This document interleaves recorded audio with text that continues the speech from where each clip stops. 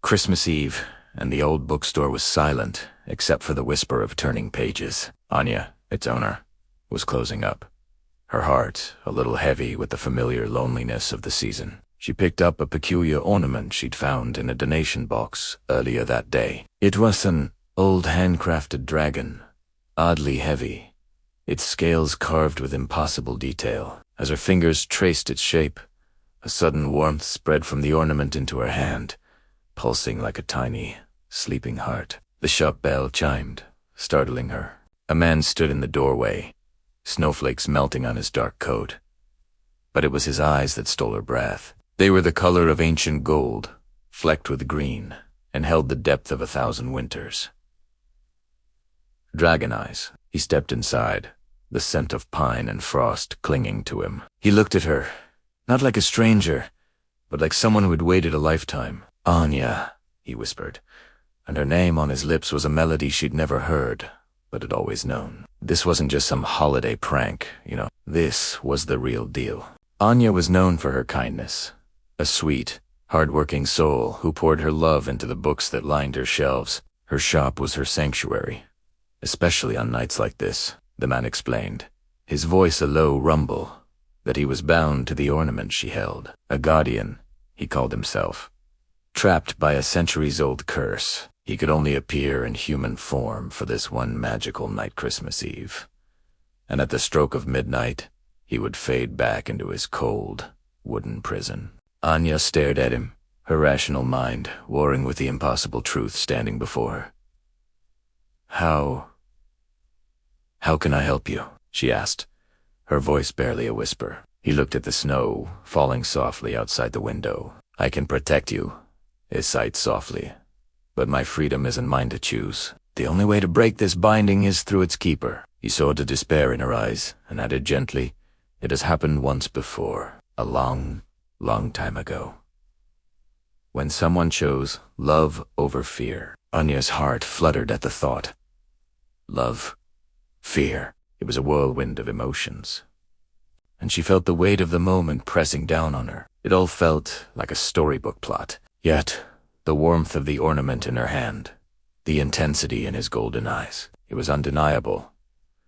She decided, in that moment, to believe. She made them both hot cocoa, the rich chocolate scent filling the cozy space between bookshelves. As she handed him a steaming mug, their fingers brushed, sending a jolt of electricity through her. His hands were so large, yet so careful. She noticed he was shivering slightly, unused to the world outside his shell. Without thinking, she took her favorite cashmere scarf from the coat rack and wrapped it around his neck. He stilled, his gaze softening as he touched the warm fabric.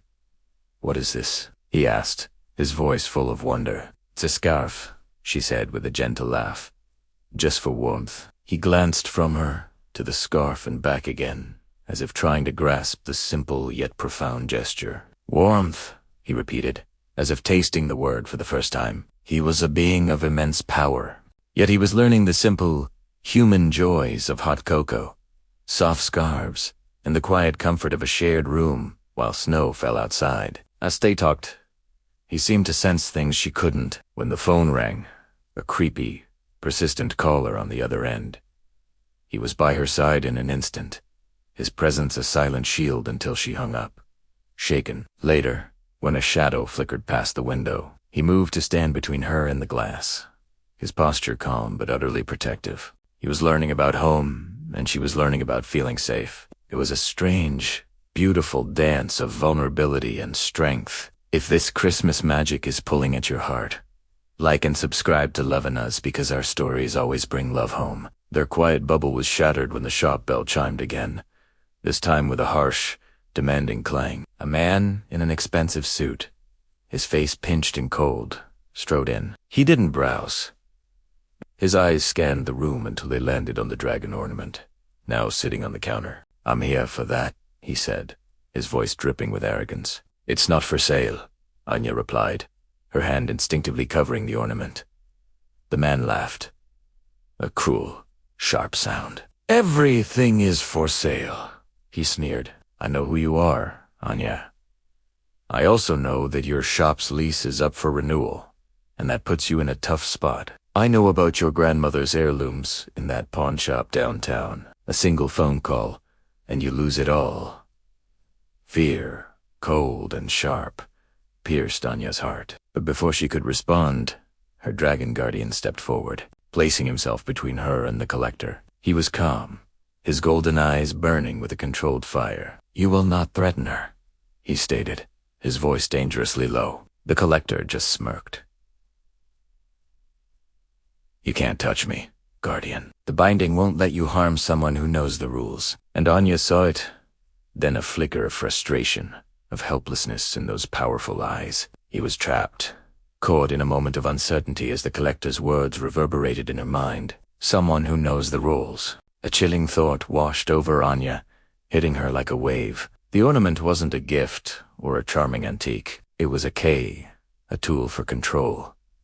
The collector didn't just want the dragon. He wanted the power to command him. To free the man she was beginning to care for, she had to break the binding. She had to destroy the ornament. But the fear was What if destroying the cage also destroyed the one inside? What if her attempt to free him erased him from existence forever? The collector was still ranting, his threats escalating. But Anya had tuned him out completely. She looked at the man with dragon eyes, at the scarf she had wrapped around his neck, and she saw not a magical being, but a soul in chains. The choice was crystal clear, low, Oberfear. I would rather lose you while you're free, she whispered to him, her voice trembling but resolute, than keep you while you're trapped. The clock on the wall began to chime. Midnight. Anya grabbed the heavy ornament. The collector lunged for it, his face contorted in a snarl of fury. But she was faster. With a cry that was part desperation, part defiance, she hurled the wooden dragon into the cast-iron stove she used to heat the shop. Flames instantly licked at the ancient wood. The collector screamed as a wave of magical energy erupted from the fire, throwing him back against a bookshelf. The curse was shattering. For a terrifying, heart-stopping second, the man with dragon eyes flickered, his form turning translucent. He looked at her, his lips forming her name one last time, and then he vanished. Silence descended upon the shop, broken only by the crackle of the fire and Anya's own ragged breath. The collector was gone. The magic was gone, and so was it. She sank to her knees, a sob catching in her throat. She had killed him. She had chosen love, and it felt like it had cost her everything. The minutes dragged on, stretching into an eternity, each second heavy with the weight of her decision. The scent of burnt wood and shattered magic hung in the air. Anya stared at the empty space where he had stood, tears blurring the warm lights of her beloved bookstore. It was over.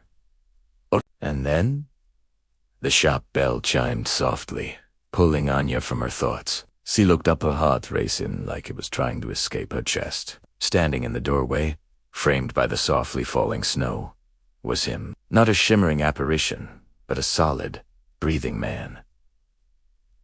His eyes were no longer glowing gold. They were a warm, gentle hazel.